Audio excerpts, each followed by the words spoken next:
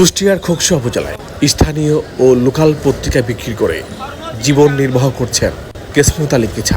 তার জীবনে ২৬টি বছর পার করেছেন এই পত্রিকার উপরে। কোনো মতো জীবন নির্বাহ করে যাচ্ছেন এই হকার কেসমত আলী কিছা। আজকে তার থেকে আমরা শুনবো তার জীবনের কাহিনী। আমার এই জীবন যাপন চলছে এই পত্রিকার উপরে, তাই নির্ভরশীল আমি সব সময় এই পত্রিকার সঙ্গে সম্মিলিত থাকি এবং মিলেমিশে সাংবাদিকদের সঙ্গে মত বিনিময় করে আমি চলি।